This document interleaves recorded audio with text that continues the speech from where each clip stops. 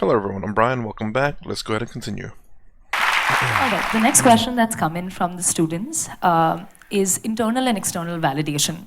So, let's take a decade back. The word peer pressure was the next big thing. Everyone said you shouldn't succumb to peer pressure, you shouldn't listen to what your peers have to say, they're probably ill intentioned and ill mannered. But we've reached a point where our peers don't have to say that to us anymore. It's internal validation. We do things to validate ourselves. And that's in some form or the other, way more dangerous than a peer telling us, because we can stop them. The voices in our head, we can't. So how do we sort of cope with internal validation? That's interesting to say.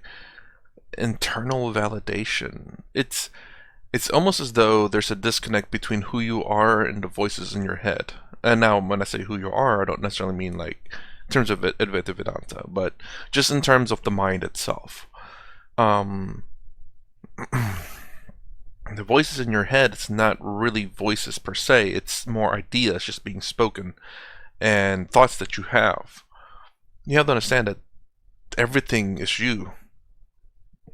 And I don't mean in an Advaita Vedanta way either. I'm more along the lines of the body, the mind, the thoughts. It's all you, all under your control. I guess that could be a very difficult thing.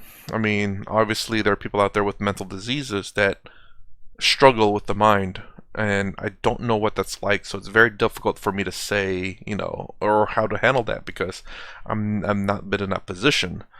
But perhaps giving certain kinds of, I guess you could say, ideas may help. Again, the mind is who you are. So long as things are kept in the head, it should stay there. But, again, I'm not a psychologist, so the only thing I can really say, obviously, is, in fact, Eastern philosophy will help because it deals with a lot of the self and about controlling oneself. Very much so that you don't act upon your desires and needs and wants per se, but you can act consciously on the decisions that you make. So outside of that, obviously, just to know the fact that you are the mind and the body. It's not separate from you. So these thoughts that are coming up is just your mind just roaming. I guess it's kind of weird. I guess whenever you say your mind's doing all these things and I don't like it, how is this me? It's yeah. It seems like there's duality or perhaps a split personality there. But again, I'm not a psychologist in this one, so this is kind of a hard one. Other than the fact that you are the body, you are the mind as well. I think Or the necessity for internal I validation? already said that most people don't need enemies. They're just doing great by themselves. Now, see, when you say you're a human being, also connected with the previous question also because you're still not fully settled. When you say, I'm a human being, you have a body, you have an intellect, a bunch of thoughts and certain penetration of intellect, you have emotions, and you have a consciousness behind this. Suppose we were some other creature, let's say we were buffaloes, then body would be the most dominant thing in our life. Biology and body is the dominant thing. Mind, intellect, not that it doesn't have, it has its own mind, but small. Emotions it has, but still not as big as the body. Consciousness it is not truly aware of. So essentially, body is the front end of a buffalo. What should be the front end of you among these four things? Four things: body, mind, consciousness. I don't know what the fourth thing was, but I think it should be consciousness first, but I have a feeling they're going to say mind because obviously that's the materialistic world. So whenever it says body here, the way I think of it is the fact that it's not necessarily just the body, it's more the brain, which is part of the body. The mind is something a little bit separate, I think. So that your brain, it's not the mind, the brain itself, a lot of the stuff that happens in our body automatically happens because of our brain. Our brain automates a lot of things, but our mind and consciousness are somewhat separate from the brain itself. So when it says the body, I'm thinking it's more like the biological urges, needs, wants, and desires. No, No. that's why it's a mess. Consciousness, yeah. No, conscious. Don't do guesswork, tell me. Okay, so emotion was the fourth one. The mind. No, If consciousness. you say the thought process, Thought process, yes. see, your thought is a consequence of the data that you have gathered, isn't it? In this many years, I will assume you're 18, okay, just for safety, for my safety. In this little bit of time that you have, from birth to now, whatever data you have gathered, permutations and combinations of that is what is coming out as thought process. Thought is not coming from somewhere else. Yes? Only from the data. Do you believe you have all the data that is necessary to know the nature of your existence, the cosmos and the beginning and the end of everything? No. Whatever, if you've read the libraries of the world, still what you have is a minuscule. From this minuscule, you generate thoughts and you say, that should be the front end of your life. This is a European ailment. It's the Europeans who said thought is everything. You know Descartes? You're not philosophy, right? What are you? Science, okay. Avid philosophy. Okay. Descartes said, I think so, I exist. I'm asking all of you, is it because you exist you may think, or because you think you exist? Which way is it?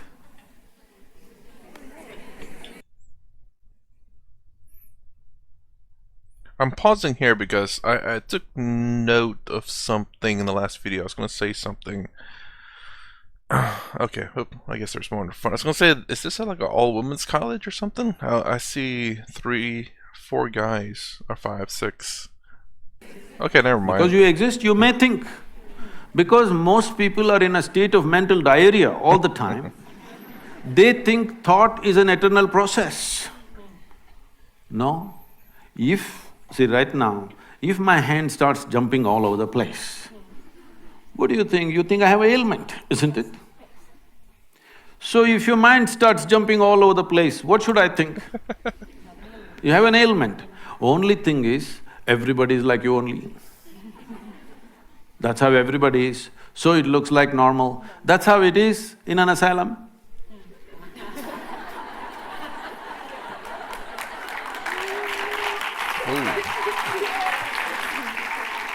Just because everybody's hand is jumping like this, does it become normal? I'm asking you, does it become normal? With hand, it's very obvious and visible, but if you pay enough attention, it is visible, isn't it? So your thought is an outcome of limited data. That can never be the front end, it's very, very small. Why thought became so significant in the world is because of European system of education. Why in Europe thought became so important was, they went through a few centuries of very dogmatic religious imposition. They were not allowed to think for themselves. So somewhere in 1700s, they broke away from that. They started thinking for themselves, it looked like liberation. But now the same thought is freaking people to death. See, if I leave you alone in a room all by yourself, I will give you food and shelter and everything, all good care for you. Only thing is, nothing to do. You will freak yourself to death, believe me. So, with that kind of a mind, you want that to be the front end?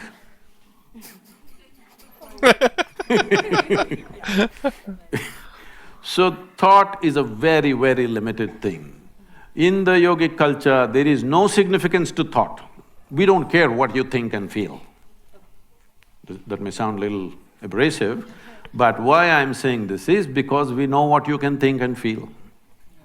It does not mean you are ever exploring anything new with your thought. You're only recycling the old data bin that you have. Endless recycling of what you already have. Nothing new will ever happen. This is why societies are going on talking the same rubbish forever, centuries after centuries, they're discussing the same damn thing, we still can't figure out. Well, the most fundamental thing, the biology, sexuality, we can't figure it out after millions of years of existence because thought-based. If you pay attention, simply you know what it is. You don't have to think about it. Only because we're thinking about it, it's getting all distorted in the mind. Otherwise, biology is quite clear-cut. There is no need to exaggerate it, nor to… Yes, there is no need to play it up or play it down, it is there to the extent it is there. In different creatures, it's at different levels. In different human beings also at different levels, you just do it, leave it at that level. It's just one more aspect. It's a physical platform for our existence, biology, isn't it? Now, you must decide what should be your front end. You must decide. What are the multiple choice answers? I will… So… See, it's not me who's dodging the questions, okay? To be honest, I think it's still unclear to me, to be very honest. But I think the tangent that we will have to discover will… No, there is no tangent. I'm just asking you, is it true these four dimensions are there to you? Yes, very much. What should be the leading edge? That's all I'm asking. What is the tangent about it? I still stand by thought for some reason. I'm probably terribly wrong, and I will probably discover it in time. Is it true your thought is coming from limited data? True, yes. So, if you're coming from limited data, is it true that you can never ever explore anything new? I'll say this, she probably doesn't know what the four… She probably knows three of them, actually knows three of them. Body, emotion, and the thought or mind. He said consciousness, but I think she associates that with thought and doesn't know what the fourth one actually is. You can always widen your data. You can always go out there and learn and study. That is experience. Right, See, please yes. understand, life is happening in three fundamental dimensions. Why in this culture all this Trishula, Trikala, Trinetra, all this 333 is, because essentially your life is happening like this. There is memory of the past, there is experience of the now, and there is imagination of the future. These are the only ways life is happening. But people can sit here right now and suffer what happened 10 years ago. Yes. You can, you also can. And people can suffer what may happen day after tomorrow already. So if you're suffering what happened 10 years ago or 10 days ago, what happened 10 years ago, does it exist right now? No. So you're suffering that which does not exist. Please, psychologist, please tell me, if somebody is suffering that which does not exist, what's the terminology for them?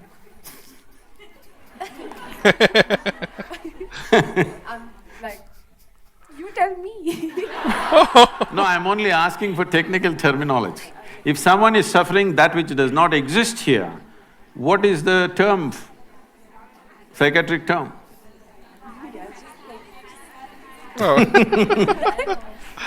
Paranoia? Yeah. Yeah, you can… My teachers helped me a little. You can call it whatever you call it. I call it simply insanity.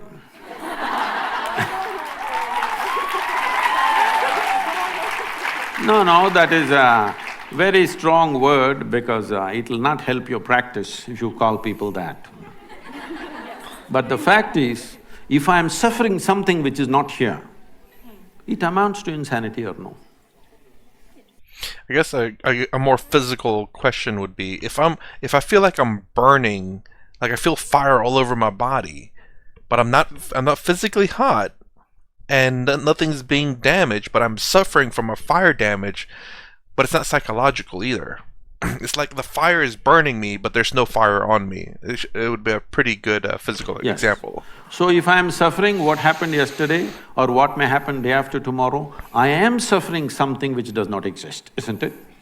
So essentially, there is… in this form of education, you have done no work as to how to manage the intellectual process. No work, simply it's going mad all the time.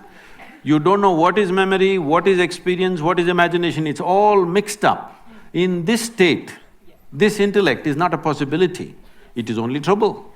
I must tell you this, 4 months ago, I think 4.5 months ago, a television anchor in Andhra Pradesh, a 34-year-old woman, she jumped off the 5th floor and killed herself. She left a note saying, "Nobody is responsible for my death, my brain is my enemy." Can you beat this? Well, she articulated it, but that's the truth with a whole lot of people, 90% of humanity. Their brain is their enemy. They don't need any external enemy. If they sit in one place, they poke themselves. So she killed herself, and this, I don't know if you saw this handwritten thing went all over on the televisions and everything. Great, I mean, that's what's kind of, in my opinion, what's going on in a lot of the Western, well, I'll say in America for sure. It's not quite, I guess, it's happening, but I think it's growing, and it's getting to some degree worse, because again, it's all with these identities, with the mind. And we see so many people who are just so confused, who don't know who they are, and they struggle with their identity because, well, one, they don't know who they are, and two, there's so many different out there that they don't know what they are. And a lot of them are, like he said. Well, this brain is the most bloody precious thing that you have. It took millions of years to manufacture this brain of evolution. And today, it's become your enemy. Obviously, there is no stabilizing factor inside. When we say stabilizing factor, we are not talking about taking tranquilizers or having drugs, a glass of something to become stable. There is a dimension beyond all this. It is on the platform of this life, we have slowly built this body, we built this mind, we built these emotions, isn't it? Isn't there no concern about that platform that you call as life? If we just attend to that, all these questions will just vanish. People were asking me when I was at the Anna University day before yesterday, "Sadhguru, how come you can answer every question?" I said, because till now, nobody asked me a question that I myself did not ask to myself and to everybody around me. I had a billion questions, nobody answered. Then I realized the questions are all coming from a wrong perspective, because there is no profound experience of life. On the surface, with information that I have, I am manufacturing questions and questions, and questions hung like a dark cloud around me when I was young. So I said, till now nobody has asked a question that I myself did not raise. But why? If I raise the question, the next generation is raising the same damn question, that means we are not learning a thing from each other, isn't it? With all due respect, speaking of mental diarrhea and data brain, I'd like to talk about the education system and sorry. So, as students, at this point, I know this has been through ages, and like all students feel a certain way about the education system, but there's a certain amount of anxiety that exists within us because we learn great things here. Okay, It's good for your future practice if everybody's anxious. That's there. That's there. Psychology helps. Yes. So we feel trapped because all the learning that we do here is beautiful. Like we sit, we attend classes, and it's really nice. But the concept of one standardized way of evaluating all students is something that seems really unfair in a certain way, and it sort of pulls us down because not everybody learns a certain way, not everybody has to be evaluated a certain way, but the system should work. So there's not this one solution to it. You just can't go, okay, you do this and then everything is fine. The students are happy and the teachers are happy. There's no one direct way to it. So how do you sort of approach this system that is trapping the creative minds of young, nice, sweet students? I mean, it's kind of the same thing again in the United States as well. You know, obviously humans learn differently. But the problem is that how many different ways is there to learn? Is there an infinite number of ways? Is there only 5 ways? Is there only 2 ways? Is there 10? Is there 20? We don't know. I mean, it's kind of, I'll say this. We need to understand the basics. Obviously, you need to understand language, writing, math. That's probably it. History. And memory being a very basic, fundamental, how do I say, tool to pass these class, because obviously you need to remember stuff. So, and what I mean by this is the fact that, you're missing out on a lot of other things, but those things can be taught a little bit differently. Some people may not want to go into the sciences, may want to go in something else different. And the reason why I say, obviously, the language, you have to know how to speak. You need to know how to write. You need to know how to do basic math so you can do your taxes, or just things around, like buying things, so you're not scammed out of the money, like charging you too much because you don't know what $7 or $8 is or whatever. These are the basic things, and after that, I think there should be a diversified school that you can go to. But again, like, most students don't know what they want to get into, even when they go after 18 years of schooling. Like, I don't know what I want to get into. I don't know if I want to get into nursing. I don't know if I want to get into computer science. I don't know if I want to get into anything. So it's kind of it's a very hard question, honestly. And we don't know how many ways there are to teach people, because there could be an infinite number of ways.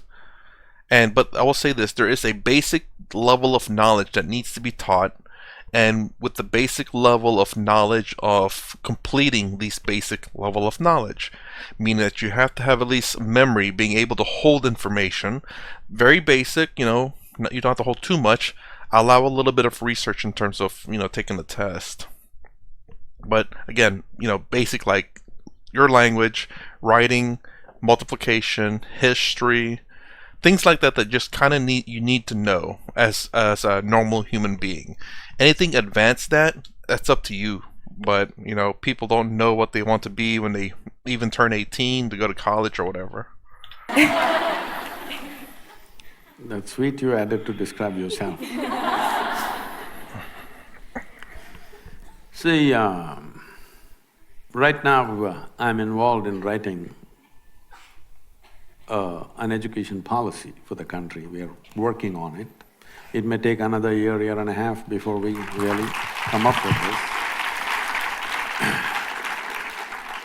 Because I live my life out of my experience, and my experience of education was just ridiculous.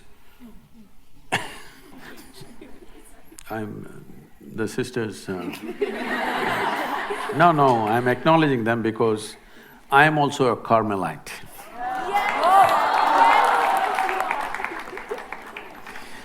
One year, on my second standard, I was in the Christ the King convent, and in my seventh standard, I was in my Nirmala convent.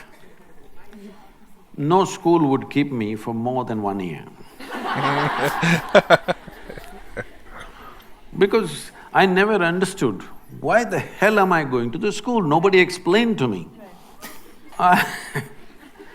It's very… please, whatever I say, please, I want you to listen to this carefully, because it could be misunderstood completely. Because when I was 4.5 years of age, one thing struck me, that suddenly I did not know anything. I do not know anything means I do not know anything at all. If somebody gives me a glass of water, I do not know what is water. Well, I know I can drink it, I can use it, I know how to use it, but I don't know what it is. So I keep staring at the water for hours on end. Well, actually the fact is, even today you don't know what is water, if you really look at it. We know how to use it, we know how to destroy it, but we don't know what it is really. With all this scientific exploration, we do not know one single atom in its entirety. We know how to break it, fuse it, make a bomb out of it, all these things we know, but we don't know what it is. So if I found a blade of grass, I'm just staring at it for hours. If I sit up in the night in the bed, I'm simply staring in the darkness. My dear father, being a physician, started thinking that I need psychiatric evaluation. You're just too late. My problem was, I look at this and I don't know what this is. They're asking me to look at that. I just cannot shift my attention, I'm just looking at this. In this condition, they sent me to school. My mother said, don't look here and there, pay attention to the teacher. I went and looked at the teacher. Absolute attention to the teacher. The kind of attention they'd never received in their life. Many things happened in this, I don't want to go into the detail. When about 9 years ago, this school where I studied for a couple of years, that's the only school where I stayed for 2 years.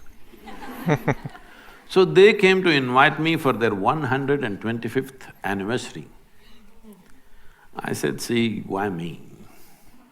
I was not just a not good student, I was not even a student. Because I didn't have a textbook, I didn't have a notebook, I just went. I just had a bicycle. I thought it was good enough. So, I said, why me? Please, I'm not a good example for the students. They said, no, no, our school has produced union ministers, our school has produced cricketing stars, film stars, you are the only mystic, you have to come. So I went. So I went and sat there in the quadrangle, the same oppressive buildings. And no, this is my experience, I'm saying. And suddenly I looked at this particular classroom and I remembered, I was 12 years of age. One afternoon, these are times when I don't speak for many days, because when you don't know anything what to say. I'm still trying to drink in the creation around me, I'm paying attention to the leaf, to the… everything. Man, woman, child, animal, plant, anything. I'm just paying attention to everything, I still not figured out a thing. So there's nothing much to say, so I don't speak. So at one point, my father put me through speech and hearing test, thinking I cannot speak. This is the problem of a physician. Then that afternoon, the teacher is trying to get some response from me. After about 35–40 minutes, I'm just looking at him. I don't even hear what he's saying. I know this man's past, present and future, but I don't hear the question. After 35–40 minutes, he got so frustrated and angry with me. He came and held me by the shoulder, shook me like this violently and said, you must either be the divine or the devil. I think you're the later. I didn't feel insulted or abused, I just thought about this. Because till then, I did not know what is this, what is this, what is that, what is that. Everything is a question mark, the entire universe. But I knew one thing, this is me. This guy confused me about that also. I just looked like this. Is this divine, is this devil? What the hell is this?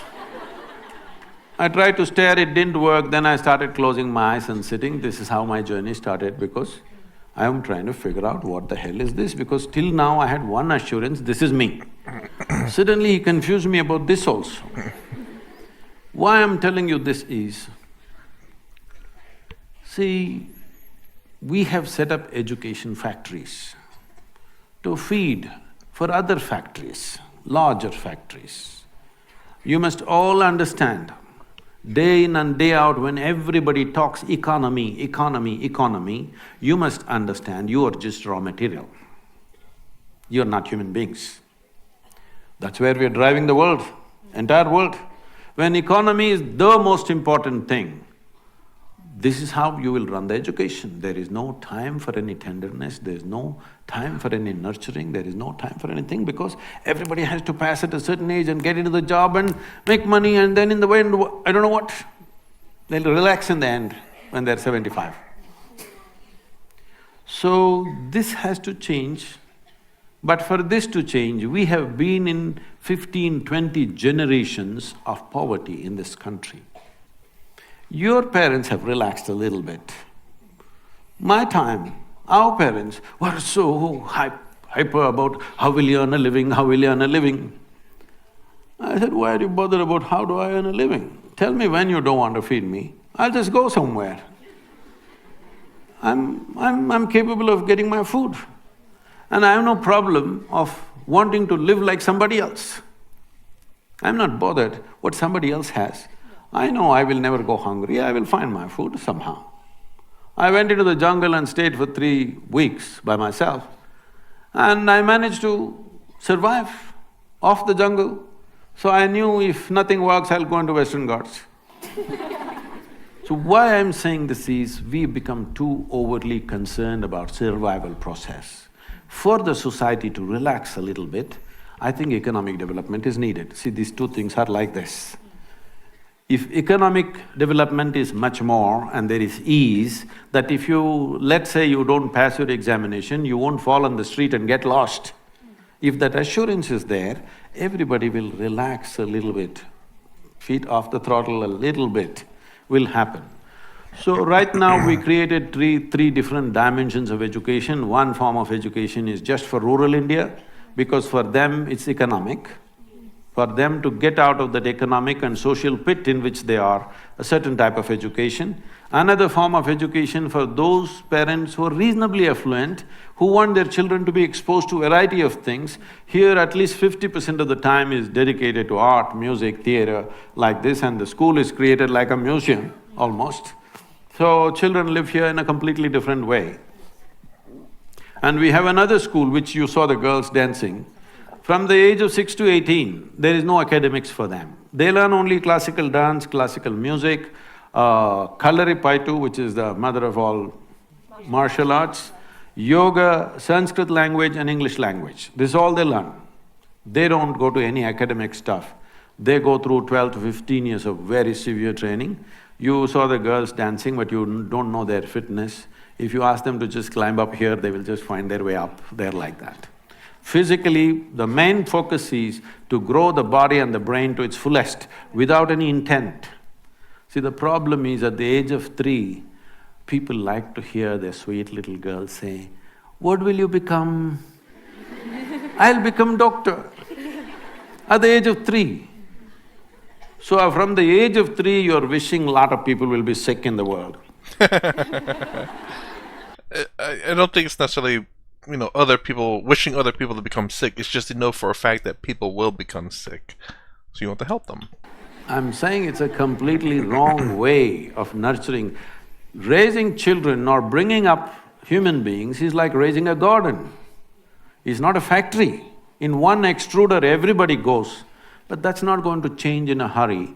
So you need to learn how to make the factory feel like a garden a little bit, because in your time, it's not going to change. By the time you get out of education, it will… if we start the process now and invest heavily, it may change slowly in the next 20, 25 years. That's how it is.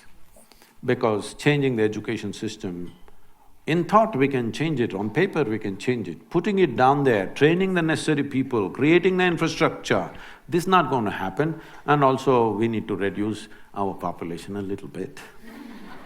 Otherwise, it's very difficult to provide good education for everybody. Okay, I'm gonna pause it right there. But I want to say, I guess, a few things here. I mean, I get what Sadhguru is talking about. I mean, the problem is that obviously, in certain areas you don't have the jungles anymore. It's very… it's a rural jungle, or a concrete jungle. So, and people are not equipped to go out to the jungle and live off the land. Not a lot of people are no longer trained that way because they're trained a different way, which is the economics. So what people are training now is to trade their time for money than for money for goods. So it's a bit of a runaround to get what you need, but you don't have to plant, you don't have to maintain flowers or trees or fruits or whatever. You're trading your time for money, and then trading your money for food or entertainment or whatever it may be, clothing, supplies, So And I get what Sadhguru is talking about. You know, obviously, I don't know how to say. Yes, if I don't know how Sadhguru trained in the jungle, and you know, obviously you don't know what you can and cannot eat necessarily. You know, mushrooms are very questionable for sure. And then, you know, if you get bitten by a snake, a venomous snake or whatever, again, you know, not everyone can do that.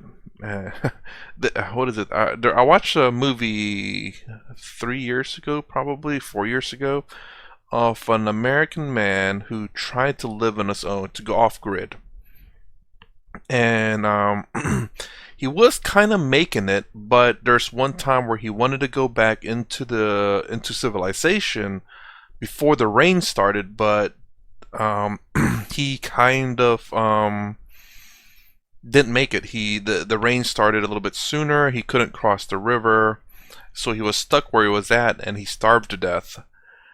He was not born to explore or hunt or anything, but he learned a lot. He had a lot of knowledge, had books to identify what kind of plants are safe and what are not, how to survive. Essentially, he learned a lot of it through books, and he did a pretty good job. But I don't know how long he survived for. It's based on a true story, but he ended up starving to death. I think from the book, it seemed like he loved the life, but you know, circumstance got him. You know, I don't think he could live 100% off the land, because clearly he was going back in for some supplies. So maybe he was trading some time to work so he can get some money for certain supplies, and able to stretch out those supplies because he'd go hunting or foraging. And again, you know, maybe in the forest that he goes into, there is a lot of food to provide. Not everywhere has that. You know, desert's a very harsh place. Antarctica, I mean, good lord, I mean, don't get me wrong, there's people out there who live up there, but you know, these are very difficult places to live.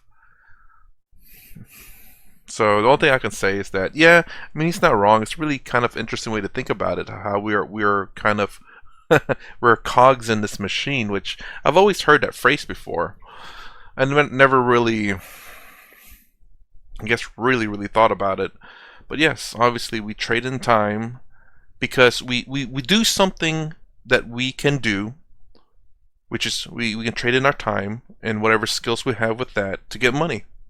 And with that money, we can trade it for whatever we need or want.